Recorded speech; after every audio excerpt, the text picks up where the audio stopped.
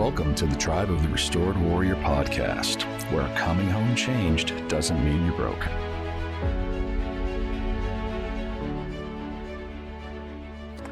Welcome to another episode of the Tribe of the Restored Warrior. I'm Justin, and I'm joined by Dr. Ben Yobst, and today we're going to be discussing loss. Yeah, so, when we talk about loss, this could be, the death of a loved one. It could be the loss of identity or purpose from retirement, something like that. Loss of a career goal. If you wanted to join something and you weren't able to do that. Loss of a team mission, or even that former version of ourselves. And a lot of times we end up in the warrior community when we experience loss. We go to our training, and our training generally is to put on that emotional armor, right? To numb ourselves out. But with that, I think we've got something a lot more personal that we can talk about today. Justin, I know that you recently experienced a loss. If you want to share with the listeners what happened.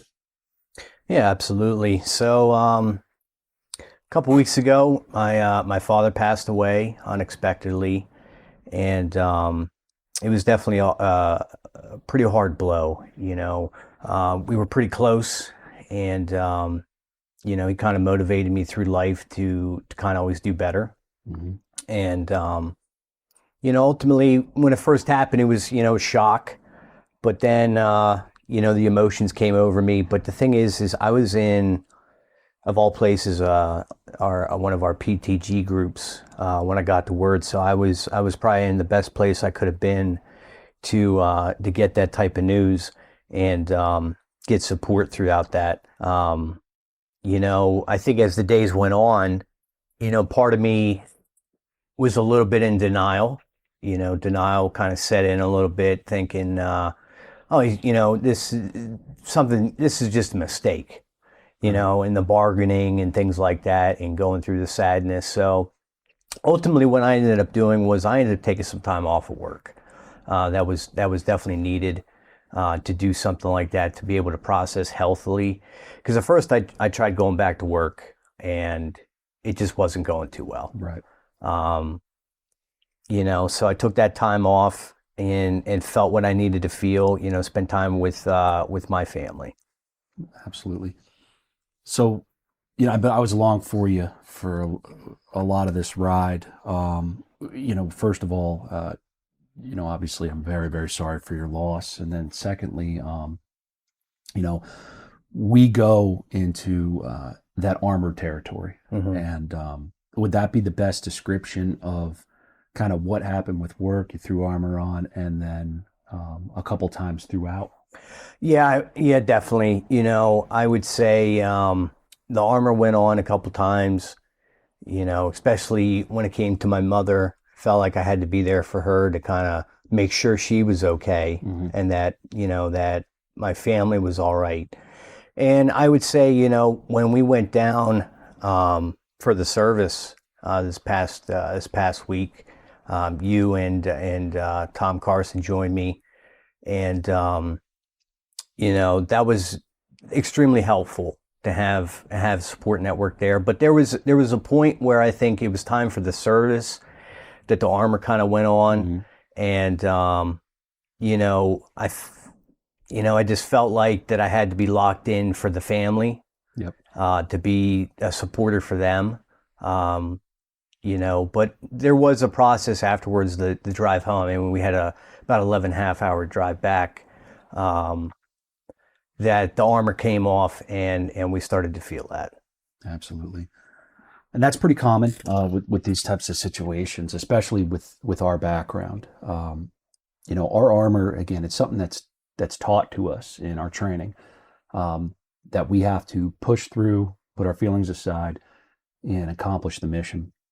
And that a lot of times ends up becoming a lifelong defense mechanism that mm-hmm. we go to, which, again, not necessarily a bad thing. It helps us accomplish what we need to accomplish. I can 100% say at the funeral, I could see that you armored up. I mean, you turned into 100% Marine mode. I could even see in the way you walked, you started kind of marching again. And I could see that helped you get through it. And that armor helps us survive that immediate impact and allows us to stay functional during the crisis phase. And a lot of times too, and I don't know if you experienced this, I know I do though, when I put that armor on, it can feel comfortable. It can feel like, I'm wearing it again and I don't have to feel, I just have to do. Is that something you experienced? Yeah, absolutely. And I think the most important thing is the armor isn't staying on Right. like it used to, for long periods of time. It kind of goes on, comes off, and we don't leave it on. Yeah. Yeah, you definitely hit the nail on the head there. And that was something I was worried about for you is that you had people around to help take that armor back off, because there is a cost. If we leave it on for too long, what ends up happening is a lot of our maladjusted behaviors can come back when we have to go back to living normal life. And that can look like coldness, numbness to people.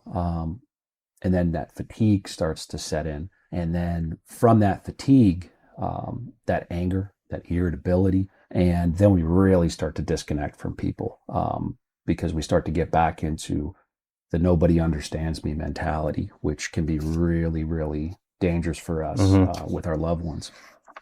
So I think it's important that we think about the fact that, that emotional armor, while we're good at putting it on, and it does protect us from the hit, and it's okay to put it on for a period of time, it does become heavy, and that we have to make sure we take that armor off when we're safe. When we're in an environment that we can be vulnerable, and we can process things, right? Because that processing is not weakness. That processing is strength. It's knowing we have to take that armor off, maintain it, and maintain ourselves, what's underneath that armor. And also, it's always important to remember we don't do this stuff alone. We do everything as a team. And letting your brothers and your family members, and your comrades help take that armor off and help you maintain it, help you maintain yourself, is extremely important, but with the right timing and the right support. Does that make sense? Yeah, absolutely does. Excellent. So some of the things that we definitely have to think about from this, is using that warrior community to help share the weight, right? Because 1,000 pounds, that's what, you got hit with a truck basically. And we can help pick you up. We can help carry some of that weight. Talking honestly with our trusted peers, taking that time for yourself like you did with work. You tried to go back, but you were really wearing heavy armor. And that can wear you down, and you're trying to do your job while also dealing with all this stress. Taking that time so you're not finding yourself becoming irritable, looking at all these other problems that are getting thrown your way. You're still trying to carry the weight of your own. Allowing family members and friends to help you in the process of this, which you absolutely did. And then if this stuff lasts too long, if it's a couple weeks from now and this stuff's still sitting there, there's no problem in getting therapy. The best example I can say there is this is an injury. This is an injury. Any trauma is an injury. And if it doesn't heal right, if a physical injury doesn't heal right, what do? We go to the doctor, right? And we have a tendency sometimes to not do that for our mental health. And that's the one thing that I think as a culture of warriors, we have to start working on. If we have an injury, whether physically or mentally, and it's nagging, it's lasting too long, it's time to get to a professional and take care of that. And that's not weakness, that's wisdom, right? And then the healthy practices. I mean, the one thing I can definitely say for you is you're keeping your mind in fighting shape to take those hits. And you even mentioned that, you are doing the right things to take care of yourself. And you were even in one of the best places you could possibly be to get news like that, because your support structure is right there. So making sure that we, as warriors, are taking care of ourselves, keeping our mind in fighting shape, right?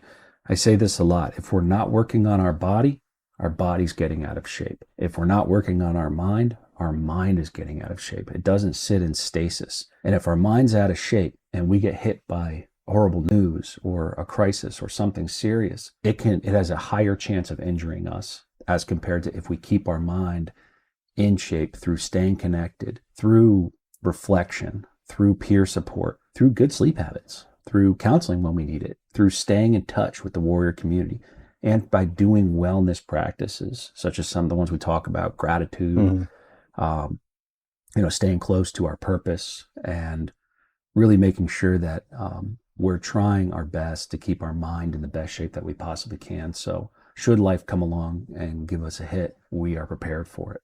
And that's not something we do just when we get hit. We need to be doing that all the time so that we're prepared for the hit. Does it make sense? Yeah, it absolutely does.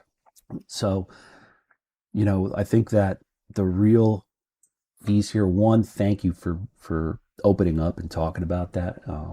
I know it wasn't an easy thing that you went through. And the fact that, you're here, you're coming out the other side of it, I think is just a heck of an example that the work is worth it. Because you can take some of life's biggest hits and they're still going to hurt. They're still going to hurt, but you get through it.